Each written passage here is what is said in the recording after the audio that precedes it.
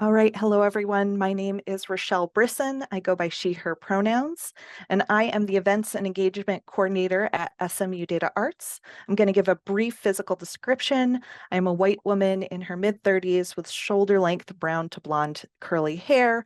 I have black-rimmed glasses and blue eyes, and I'm wearing a plum shirt. My background is blurred. Thank you again for joining us today to take a look at the state of the arts and cultural sector in Massachusetts. Before we begin, I would like to first take a moment to pause and acknowledge the Indigenous peoples of all the lands that we are on today. While we come today on a virtual platform, I would like to take a moment to acknowledge the significance of the lands to which we each call home. From coast to coast, we acknowledge the ancestral and unceded territory of all the First Nations people. At SMU DataArts, we take this moment to honor the Apache, the Caddo, the Comanche, the Coushatta, the Tonkawa, the Wichita, and the affiliated K'iche', Waco, Taiwakoni, and Lenni Lenape peoples, upon whose traditional territories SMU DataArts now exists. We'll go ahead and share a link to a map of Indigenous communities past and present in the chat, and invite each of you to share your own personal and local land acknowledgement if you so choose. So before we jump into our presentation, we do have a little bit of housekeeping. First, today's session is designed for high engagement and sharing your reflections and responses to the findings we're about to present. We want to preface that we are recording today's webinar, and we'll be sure to share that recording with everyone who registered for the session. We do have a couple of ways for you to engage during the session. On your Zoom dashboard, you'll find a Q&A feature button where you're welcome to share any questions you have about today's content. I'm joined by my colleagues Monica Lewis, Ben Eisenhower, and Eamon Doherty behind the scenes, and we'll keep track of the answers to your questions and answer them during our time together. You also have the chat feature where you can share responses to prompts and general comments. As you use the chat, just be sure that you've adjusted your comments from going just to the host and panelists to everyone, so everyone on the webinar can see your responses. And finally, we have closed captioning available. Please find the CC icon on your Zoom dashboard to activate closed captioning. You'll see a subtitle settings tab where you can make adjustments to size and location if you need to. If you need any assistance with any of these features that I just mentioned, please send us a chat for any additional assistance. And again, we are recording this presentation, and we'll send a link to the recording in our follow-up email. So with that, I'd like to introduce our partners at the Mass Cultural Council for a quick welcome.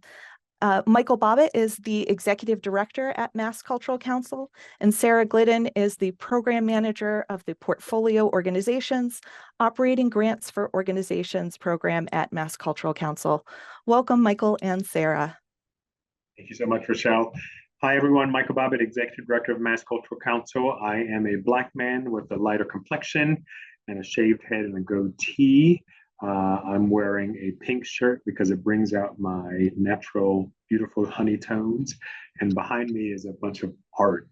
I'm excited to be in a space with you all. And the information you're going to hear today, some of it is sobering and harrowing.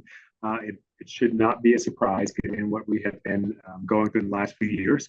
I hope you will use this information to go back and have critical, important conversations with your staff and your boards.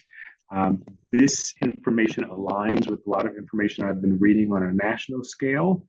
We're going to all have to change our behaviors in order to make it through this period coming up. And that means we're going to have to rely on innovation and entrepreneurship and finding different ways to deliver our product, finding ways to collaborate with other industry, especially industries that are working on other critical social needs like climate and equity and the racial wealth gap and housing and all those things. This is how we're going to survive. So I hope this information, again, will inspire you to have critical conversations. And I also know, having run many arts organizations that were struggling and went through rough periods of time, that there's not a lot of time to innovate and think entrepreneurially and think about how differently we can build our products. But we're going to have to come up with new financing for our work. And so you're going to have to make time. You're going to have to really make this a priority. And we at Mass Cultural Council are working really hard to build relationships across state government and across industry to come up with other revenue streams for you all. But that's going to take some time. So what you all have to do at your own organizations is have these critical conversations. So I'll leave it at that. Hopefully the information will inspire you, and I may pop on now again to offer a colorful comment. But I'll turn it over to Sarah to help us. Sarah. Hi, I'm Sarah Glidden. I'm Program Manager for Organizations at Mass Cultural Council. That means I work with the Cultural Investment Portfolio and the portfolio grantees, also our new operating grants for organizations. I'm a middle-aged woman with strawberry blonde hair and teal-colored glasses, wearing a blue dress and a white sweater, trying to be appropriately dressed both for the terrible heat outside and the slightly over air conditioned inside.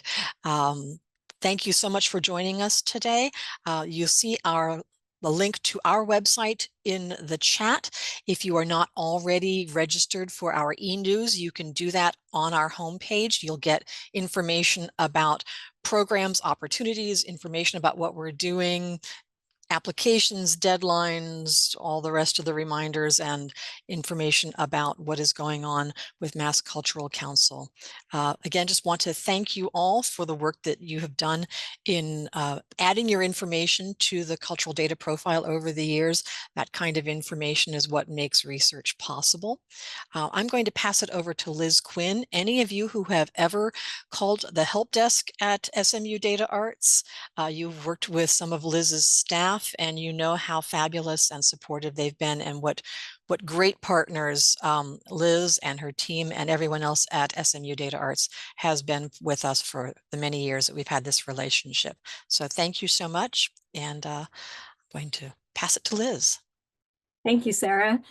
Hi, everybody. My name is Liz Quinn, and I'm the Senior Manager for Client Services at SMU DataArts. I use she, her pronouns, and I'm a white woman with kind of medium dark hair, and I'm wearing a maroon kind of sweater shirt, and my background is blurred, but mostly blue. I am so happy that so many of you were able to join us today. I have been at this organization since we started our partnership with Mass Cultural Council when we were called the Massachusetts Cultural Data Project.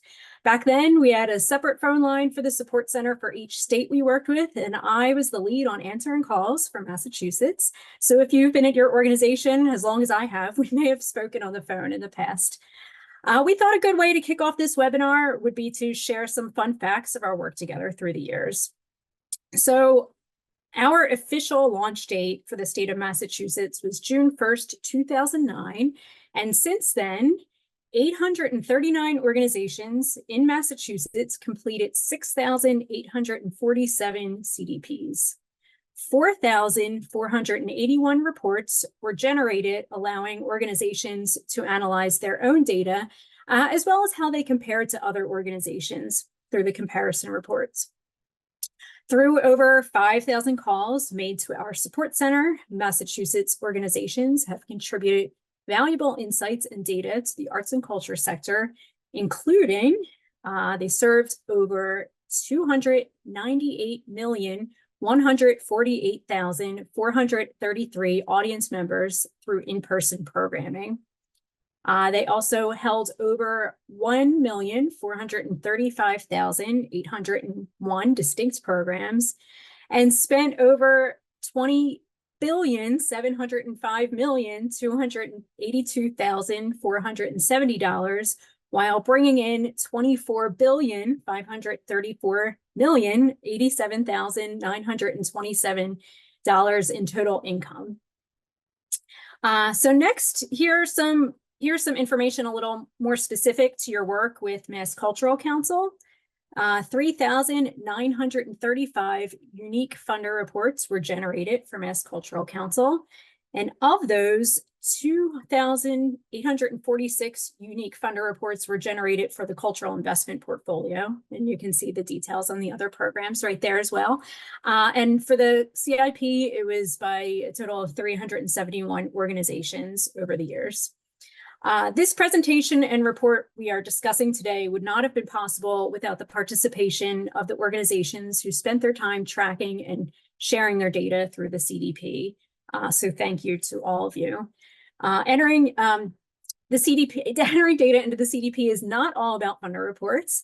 And through all of your hard work, we're able to use that data to gain valuable insights on the field at the national and local level. So we want to thank, in particular, the 287 organizations who completed a CDP for fiscal years 2019 through 2022, and whose experiences are reflected in this report. On that note, I will pass it to my colleague, Rebecca, who will be going over that data. Hi, everyone. My name is Rebecca Roscoe. Thanks, Liz, for the introduction and for kind of contextualizing the participation throughout the years. That's a long time to be at the organization. I have not been at SMU DataArts that long, but long enough to see tremendous change at the organization. I'll start with providing my own visual description. I'm a mixed race woman in my 30s. I use she, her pronouns. I have dark brown hair pulled back in a ponytail. It is pretty hot and humid here in Philadelphia. And I'm wearing sort of a salmon color blouse with a white necklace. So today we are here to talk about trends. And like mentioned before, spoiler alert, there was an uptick in many financial and operating trends in 2022, but recovery is still in progress. And you all probably are living that day to day. And I will say 2022 seems like a long time ago. It's 2 years later now in 2024. So this analysis is really a look into the rearview mirror, and it provides context for the underlying challenges that a lot of organizations continue to face today in 2024. We hope that you can use this data not only for historical context, but also to better inform yourselves about what recovery might look like. What does that radical change look like for your organization, for the state, for the country? Like Michael mentioned, a lot of the trends we see in Massachusetts are echoed at a national level. So throughout this presentation, I will be drawing inferences from the national trend findings using 2023 data. So here's our agenda for today. I'm going to walk through statewide trends, kind of focusing on the revenue mix, and we're going to break down earned and contributed revenue by source. Then we're going to discuss the evolving landscape for arts workers. We're going to tie together revenue and expenses, thinking about bottom line and working capital. And then finally, we'll share some insights into how not only organizations, but funders, there's both in the audience today. We're going to share plans on how folks can plan for financial health in this very dynamic economy that we find ourselves in. Throughout, I encourage you all to use the chat feature, share your experiences. Liz might offer up some of those chats publicly at the end or in the middle when we have some time. And we'll also be hearing from Sarah throughout the presentation, her thoughts and her experiences, not only at Mass Cultural Council, but also as someone who is living and breathing the Massachusetts arts ecosystem. And with that, I think I'm going to get started. So to start us off, here's some information on the Massachusetts organizations that we examined through this data and research. Like Liz mentioned, we looked at 287 organizations that provided data from 2019 through 2024, 4 years of data. It's a lot of hours at putting in information into the CDP. These organizations come to us throughout the state. I will say half are from the Boston metro region. The budgets ranged wildly. We had budgets as low as $6,000 to up to nearly $300 million. However, 75% of the organizations in this analysis had a budget under $750,000. And that really mirrors that sort of breakout between small and large mirrors national findings too. So when we make comparisons, we can kind of be sure that we're looking at a similar cohort of organizations. And finally, I'll just add that throughout this presentation, we're really going to focus on medians because you can see here the budget size difference between average and median is quite large. So in order to control that sort of distinction that just a few small or a few really large organizations might have over the data, we report on median values, which is essentially the midpoint, the experience of half of the organizations in the data set. And finally, it's been said already, but a big thank you to everyone who's invested their time and effort in completing their data. This would not be possible without your efforts in submitting data. And really, this is your story. This is the story that you have shared through the data entry into the cultural data profile. And while you might not be required to run a funder report anymore, just know that your participation in this data collection is so useful to us, not only in the statewide research, but also all the national trend research and other research that we conduct at SMU DataArts. And we hope that you'll stay in touch throughout the coming years. So let's go ahead and dive into the revenue trends. First, we're going to break down revenue by source, like I said, but first we're going to look at changes in the magnitude of just total operating revenue. And then we'll look at how earned and contributed revenue has shifted. So here you'll see that total operating revenue in terms of nominal or absolute dollars has increased. So 821,000 to 832,000, these light pink bars, that represents just actual dollars coming in. So a slight bump up in 2022, 9% higher if you want to do the math. So recovery is well underway, but there's something that's missing from this picture, and that's inflation. If we look at inflation, what cost $1 in 2019 actually cost $1.15 in 2022. In 2023, that same 2019 dollar cost $1.19. And I don't have to say this, I get YouTube ads all the time that try to get me to think about inflation. We're all feeling the very real effects of inflation on our personal lives. Our buying power is being reduced. So inflation not only has an impact on cost with rising expenses, but also planning, because it creates uncertainty. It creates uncertainty on, should I be spending this money on this artistic experience as a consumer, or should I have more discretion in the dollars that I'm donating out to organizations? So we sort of get this compounded effect on inflation. And when I bring inflation into the picture on this next slide, which is the red line, you actually see the gap. So that slight 9% increase, after you bring in inflation into account, now you're seeing a 12% decline from 2019 to 2022.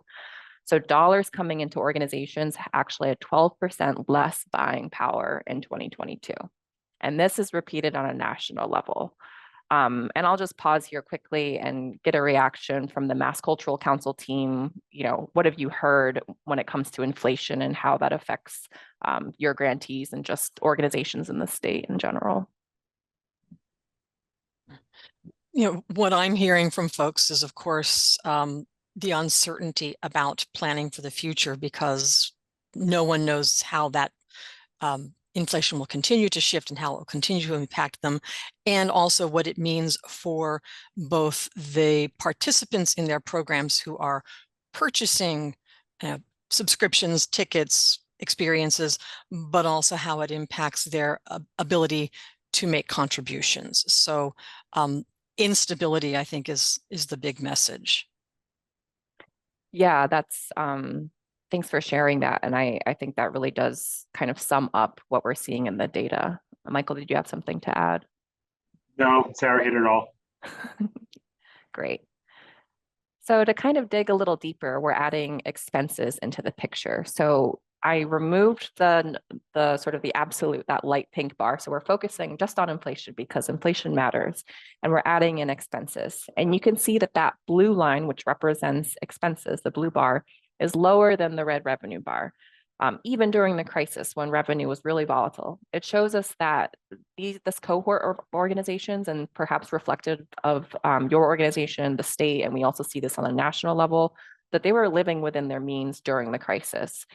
When we look at median values, these organizations cut their expenses by 12% during the pandemic, and they've been adding them in as doors reopen at different rates depending on the size of organization and type of organization, but they are starting to add back in those expenses. I will say that, and the report goes into greater detail, the smallest size organizations were able to really drastically cut their expenses. They were way more nimble than their larger peers, and they've been adding back expenses at a slower rate in 2022. What I will point out, though, is the gap between the red bar and the blue bar is starting to narrow in 2022. And when we look at national trend research, we see a continuation of that narrowing of the gap between expenses and revenue, telling us that expenses are rising at a faster rate than revenue is coming in. So let's now take a look into the sources of revenue to see the trends in earned and contributed. We're going to start with earned revenue. There's a lot of data here.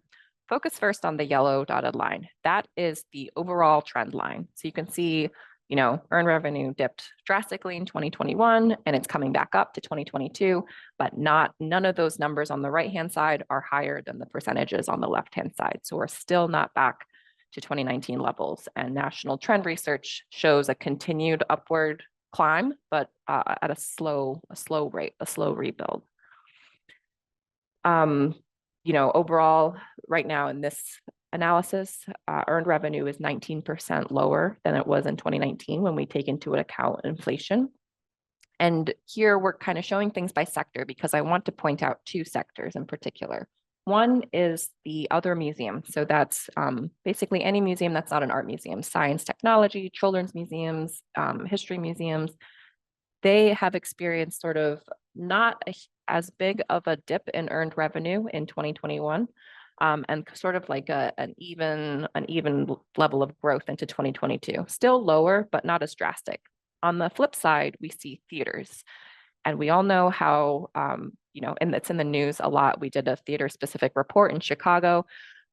We know that theaters were hit especially hard during the pandemic. And you can see that line is the lowest in 2021. But it's also the highest in terms of percent change in 2022.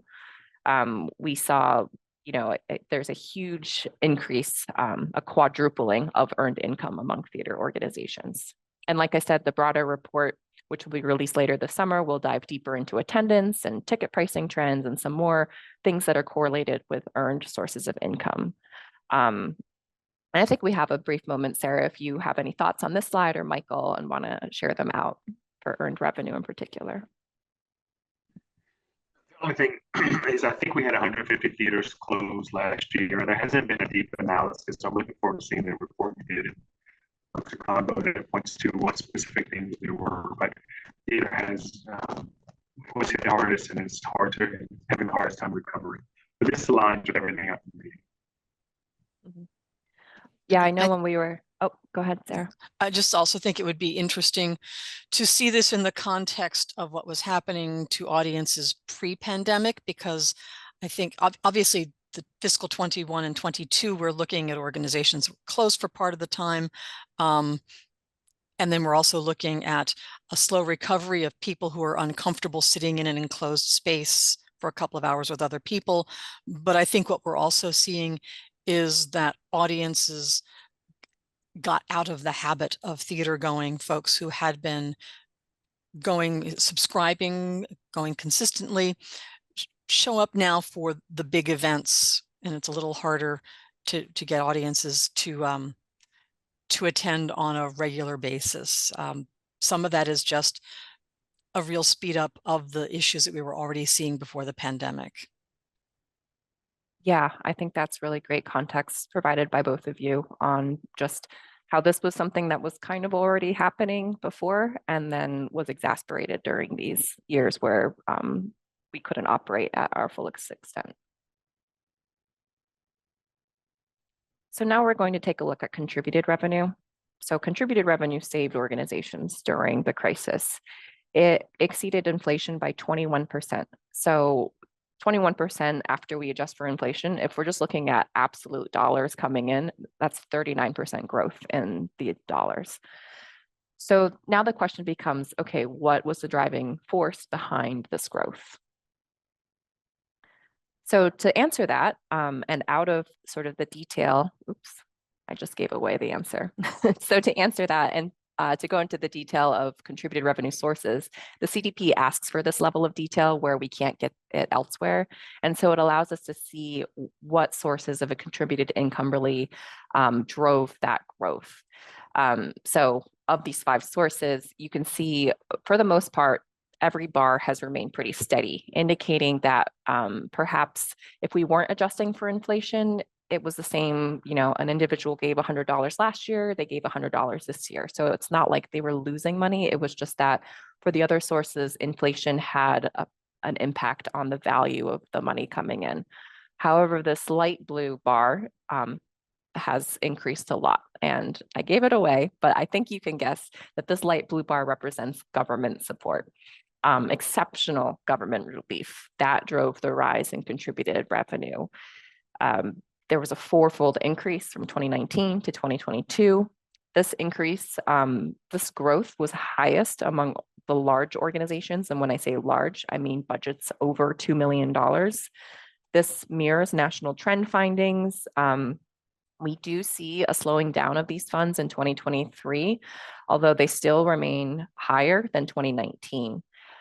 I will say that we know that the rate of distribution can vary. I said the large organizations experience the biggest influx of this relief money. So they were the greatest beneficiaries. When I talk about federal relief, I'm talking about things like the payroll protection program, SVOG grants, a lot of things that were more applicable to larger organizations. Small organizations didn't see as big of a leap in government support. However, when we look at 2023 data on a national level, we see that they actually are seeing a little bit more government support coming in terms of percent change over a year than the larger organizations. And that could probably, what we're thinking is that likely reflects the trickling down of funds as the funds get redistributed to state and local agencies.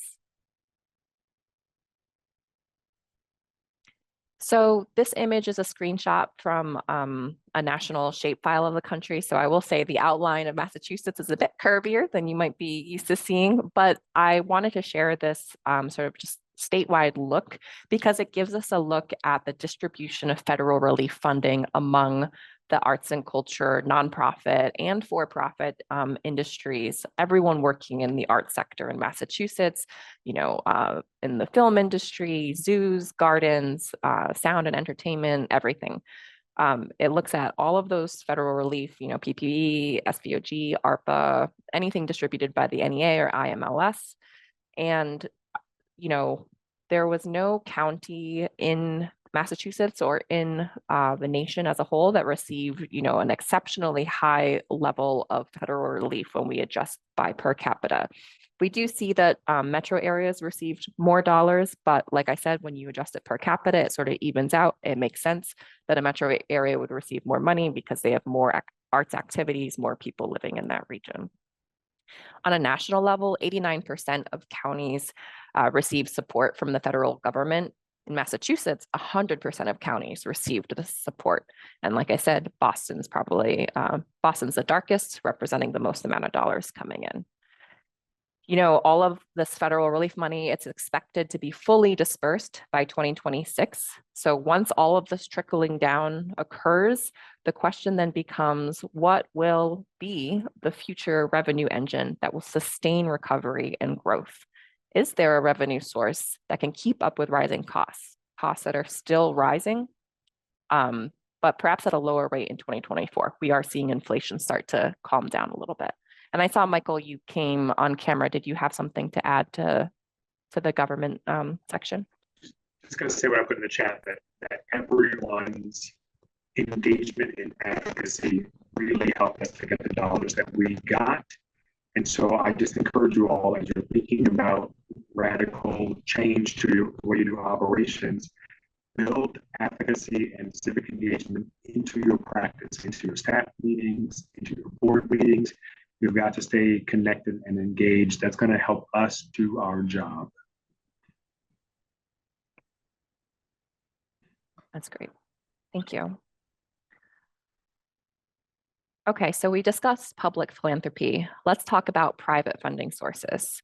When we ignore inflation, as I mentioned before, giving maintained a very steady state, meaning donors were renewing their support, they were giving the same amount of money as they always gave, and that's awesome. But the steady pattern doesn't allow organizations to maintain the same buying power over time because of the really strong impact of inflation. Trustee giving, the bar in the middle, remained the most unchanged because they actually increased their giving. So the board donors were actually giving more money throughout so these bars look at both change between 2019 and 2022, as well as 2021 to 2022. So trustee giving, they actually upped their donation. They were slightly negatively impacted once we brought inflation into the picture, but not by much. However, we do see larger drops for individual giving and foundation support. And these drops occur both at the nominal level, so especially for foundation giving, so slightly fewer dollars are actually being given. And then when you compound that with inflation, you see these bigger drops for these 287 organizations. We see a slightly similar trend in the national research, but something that really stands out here that you don't see on this slide, but you'll see in the report and on the next slide is this bright spot that has to do with the ability of mid-sized organizations in garnering this private support.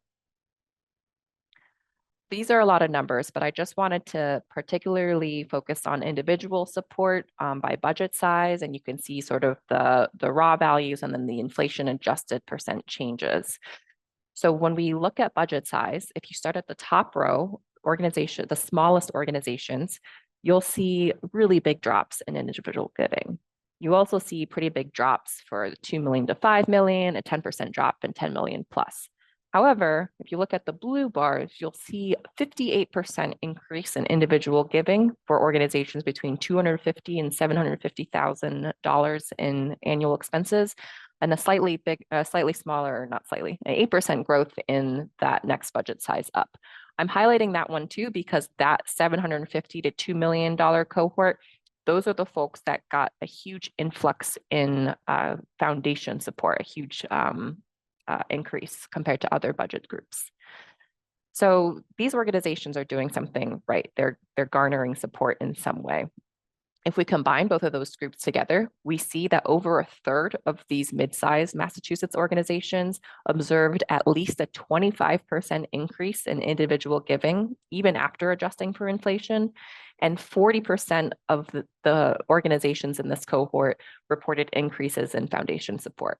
And this mirrors trends that we see nationally as well, where especially with foundation giving, that was the domain of mid-sized organizations.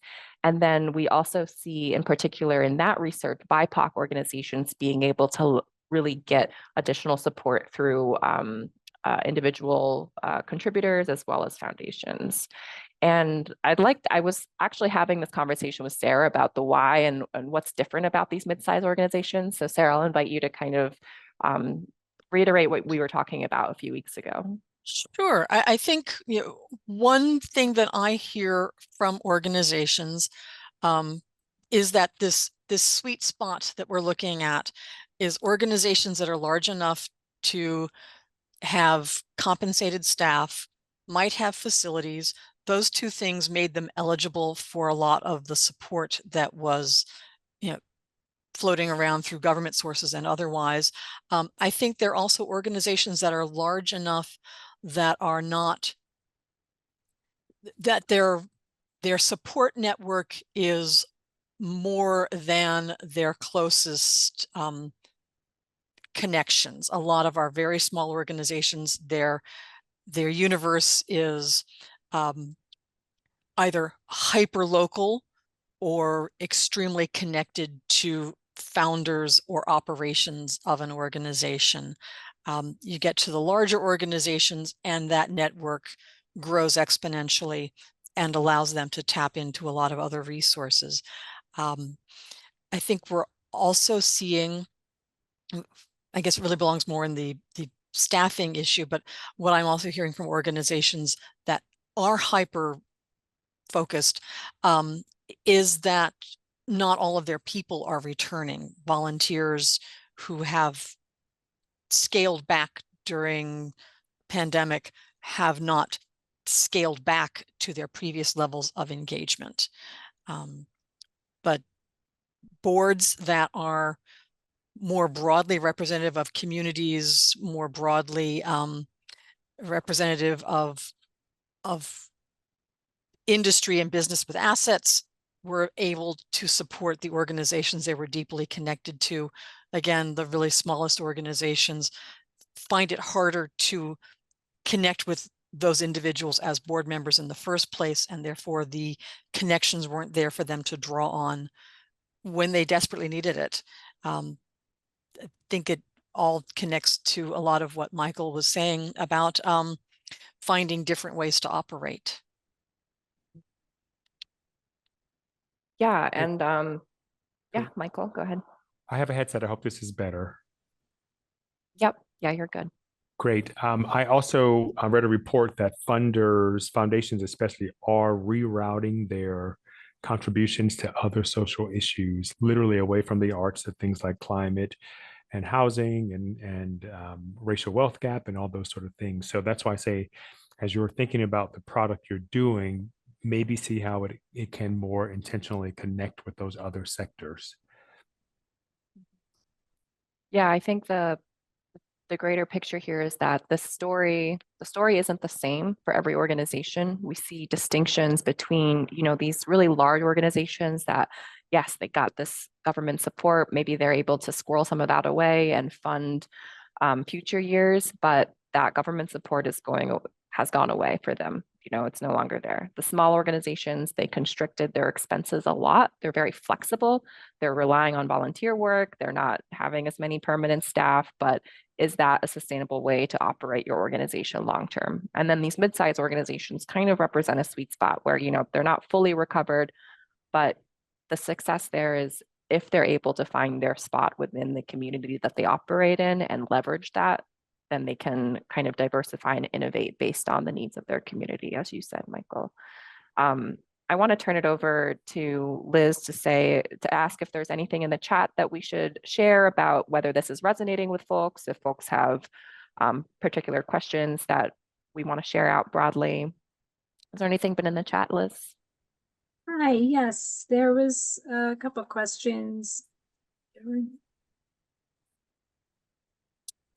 One, I'm not sure if this is one you'll know off the top of your head, or we can follow up, asking if we know the average gift size for individuals to the 250 to 750,000 cohort.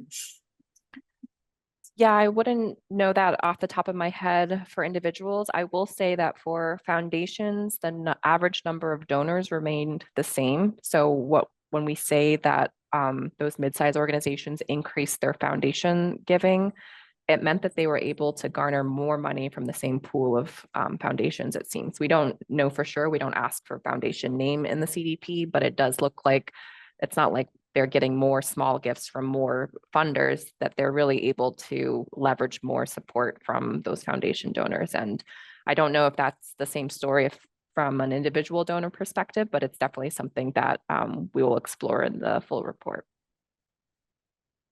Great. Do you have a minute for another one, or should we move on and save them for the end? I think we can do one more. Okay. There was just a question. Sarah had given a response about theater's recovery being slower, and we just wanted to see if you had anything to add to what Sarah had said earlier.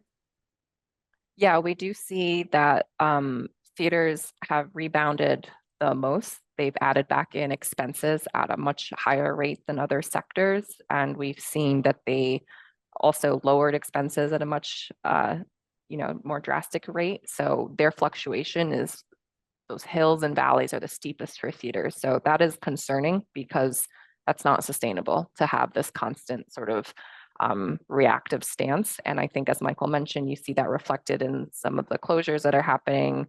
There's a lot of other issues around like pay equity and changing audience behavior. We have I don't think I gave this as a link before the webinar, but we do have a report that was Chicago specific on theaters, but a lot of the things that we see in that report resonate at a national level. The only thing I would say is what I see as a trend is the theater sector being a little bit more conservative when it comes to pivoting on its business models, really sticking with the things that we've been doing for years and years and years. And even through a pandemic and lost revenue and lost patronage, they didn't necessarily change how they deliver their product. And so with the additional cost and the lost revenues, they just couldn't sustain.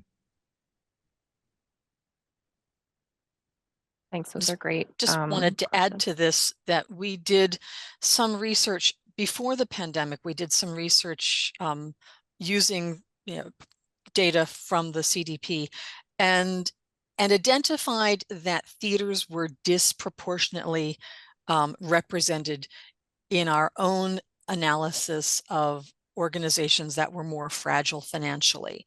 So this is an ongoing issue on the business models of theaters, the extremely high costs of resources. It's a really resource heavy industry, more rehearsal time, more physical expenses, harder and harder to cover those with the mix of contributed and earned revenue that theaters see. So the pandemic brought crisis to a set of organizations that were already challenged. And for some organizations, that has been the tipping point. And what Ed has just put in the chat, I think, is absolutely accurate. A lot of theaters, a lot of arts organizations in general, but theaters, I think in particular, dependent on a lot of underpaid employees. And some of the other crises that we hit during the pandemic have really forced theaters to grapple with that. So I think Ed has an excellent point. And thanks, Ed and Sarah. That's a great transition to our next section. If we can keep moving on around staffing and personnel expenses. So there's a little bit of there is a great story here actually, and that's about how organizations are starting to reinvest in people. On average, staffs became larger through the addition of permanent full and part-time positions. These organizations that we studied in Massachusetts, they retained their permanent staff, and actually, when we looked at medians, they were able to add one additional full-time staff member.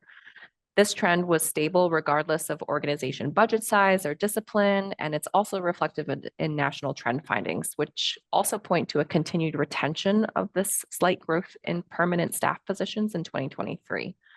I will say that, yes, there has been growth across the board, but when you look at staff composition, as Sarah mentioned before, the smaller organizations rely more on contract labor, on volunteers. While they may have grown their full-time staff, that might have meant they went from one full-time person to two full-time people, whereas that growth might have been a little bit, represented a bigger piece of the workforce pie for larger organizations. And a lot of our small organizations are theaters in this study.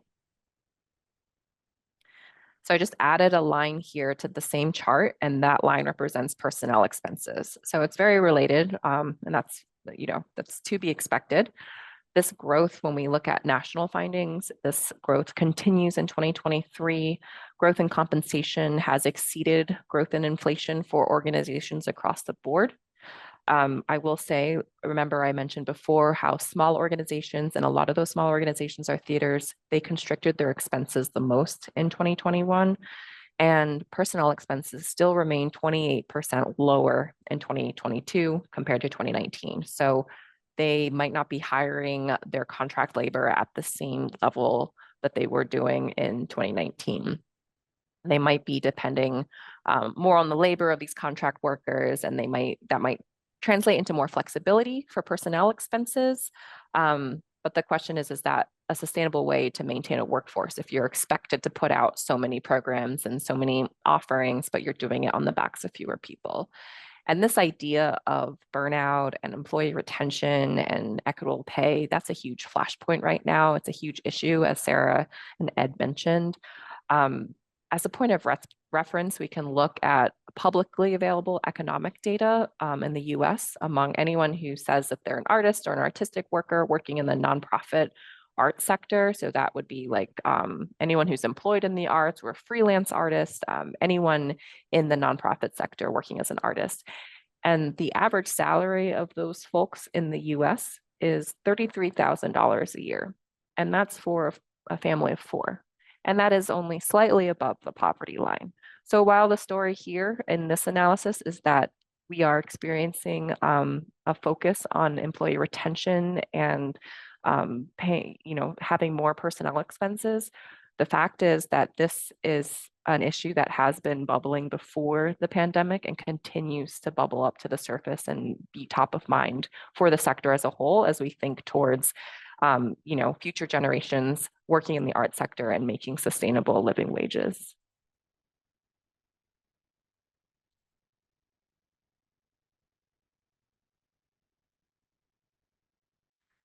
So now we're going to shift and look at trends in expenses and bottom line. We're going to knit together revenue and expenses, and that's going to give us some idea on surpluses, deficits, and working capital. So you saw this slide earlier. This was remember the gap between revenue and expenses over time after we adjusted for inflation. We can look at the slide with more context now. We know what is driving the growth in revenue. We know what's going on with expenses. We know that rebuild is happening, but it's happening at a really slow rate. We know that there's this double whammy that's going on with expense increases paired with slowly returning audiences or shifts in audience behavior, as Sarah has mentioned. Donor giving not keeping pace, a need for advocacy at the local level to really understand who you're serving and is your board reflective of that community. So there's just a lot of things going on that's contributing to these gaps that you see on the slide today. This slide further pairs revenue with expenses to see the surpluses at which organizations were operating at throughout the trend period. I want you to first look at the 4.39% in 2019. That is not a lot of surplus. That's if you save 4% of your salary right now for an emergency next year, I don't know how much of an emergency that surplus would cover. You can see a big uptick in surpluses in 2021 as organizations decreased their expenses because their doors were closed and that federal relief money flowed in. When we think about Massachusetts organizations, that blue line at the top represents the percent of organizations that reported a surplus. They're pretty much 50-50. And as Sarah mentioned, some of these organizations were already at a point of struggling or contending with some issues regarding current models of revenue generation well before the pandemic. We see that half of the organization saw surpluses through the whole period. So from 2019 to 2022, they were reporting surpluses. The other half were more volatile, were maybe a surplus this year, maybe a deficit next year, just not very steady growth for the other half of organizations. 2021 was that exceptional year. 73% of organizations observed surpluses. And then back in 2022, we're at 5% margins. So again, thin margins in terms of squirreling away money for a future crisis or future unexpected expense or removal of a certain revenue engine. When we look at national findings, and I will say that there will be an update to the national trends report later this month. And because we kind of use the data as it comes in. So at the beginning of this year, we didn't get a lot of fiscal year 2023 data, but we have more now. But right now, we're looking at a 4% deficit nationally among organizations in 2023. So that deficit is indicative, perhaps, that organizations are struggling to find reliable sources of revenue to hold on to as they continue to rebuild. So the takeaway here is we're looking at break-even surpluses. And I see Rachelle here, so I'm going to buzz through the next slides, which sort of focus on working capital so we can save time at the end for more questions. So working capital is important. You might not care. It might be not as exciting to talk about as personnel expenses or revenue, but it is an important calculation. Keep in mind, it's important to Mass Cultural Council. It takes up a big chunk of the funder reports. It's calculated as a difference between current assets and current liabilities. we'll go into working capital more detail on the overall report, and I'll kind of skim through the findings, which just sort of are paired nicely with the surplus and deficit findings from the last slide. So 2019, like I said, we're operating at break-even points. Working capital was we had less than 6 months of working capital available. So that's not a lot of cash available to meet unexpected needs or to cover unexpected losses in revenue. We see a huge jump in 2021. The difference between median and average is high, and that shows you how the funds were not evenly distributed. We had some large organizations that really were able to take advantage of those government relief funds. And then in 2022, you see that storage of funds is still reflected, but at slightly lower levels. And in 2023, in the national findings, we see a continued downward trend of that. So the question here is, will there be a big erosion of working capital as savings are used to plug holes in revenue projections that might not materialize as they thought they would? This goes to Michael's point of, traditional models of revenue generation. Are they still relevant? Can they still, meet the needs of organizations? And, how are organizations planning to fill those gaps in revenue? We're still at a really big gap in earned income. And that's sort of kind of where we'll lead you. And we'll be sharing these slides out after today's presentation. The end of this presentation has some recommendations, both for funders and for arts and cultural organizations that I can leave up here. But I do want to give us some time to close out and to have any final questions or comments from the Mass Cultural Council team or from the chat.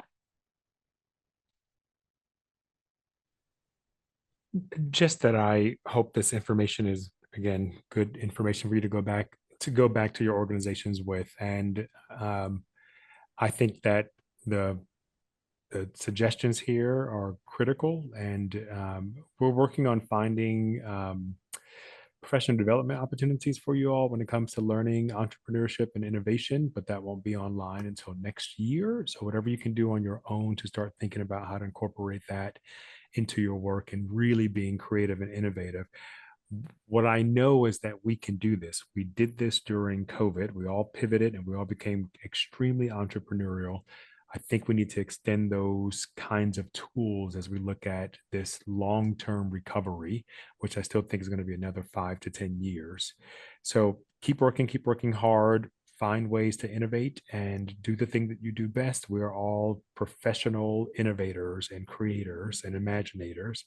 So we can do this, but you have to know that the reliance on contributor revenue is declining, and the reliance on ticket sales and tuition and earned revenue models is going to continue to either stay the same or continue to decline. So we have to think of new financing models, but we're here to support you, whatever we can do. Be in touch.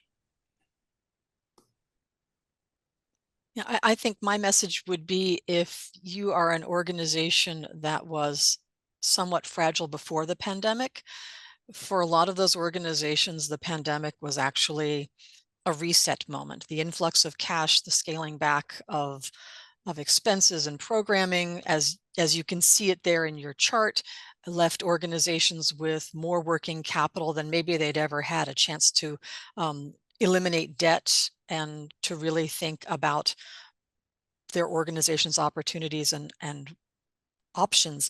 If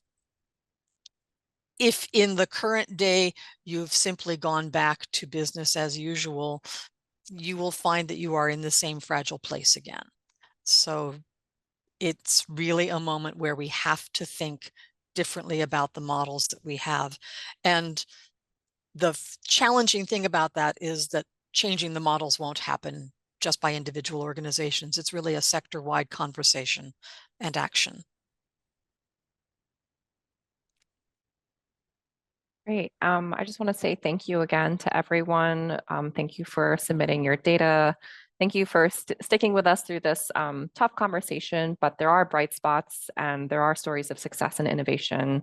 I encourage you to stay engaged with us. I don't know, Rachelle, if we have time for another question or if we want to just move on to the next few slides. I think we have time for a couple of questions, and I'll make my conclusion very brief. Sounds good. Yeah, Liz, if there's things that we can share out to the group, I'd love to hear. I see the chat's been pretty active today. Yeah, there's been a lot of great conversation in the chat. Here's one question for you. For smaller organizations under the median budget, does this data support exploring more collaboration or even possibly consolidation if there is mission alignment? That's really interesting. I don't really know if I think that's like a qualitative kind of case analysis question on what's been the experience of small organizations and what are like the innovations that are happening. Sarah and Michael, I don't know if you've heard in particular from the really small organizations. I will kind of note that, you know, the data that we have accessible to us through the CDP, we know for a fact that it's not as representative of the really, really small organizations because they might not be applying to funding at the level of their larger peers. So the data is sort of missing out on that key component. And we did have a research project last year that we have yet to publish anything publicly, but a lot of that was a listening cohort to really small organizations. And a lot of the times we found that those small organizations didn't want to grow to the point where they were, you know, mid-sized or large. They did not care about growing to that point. They liked staying small. It was about garnering trust from funders and trust from their community that the work that they were doing was valuable and that they can use general operating support in a way that allows them to sustain staff, prevent burnout, and offer programs that are relevant to their community.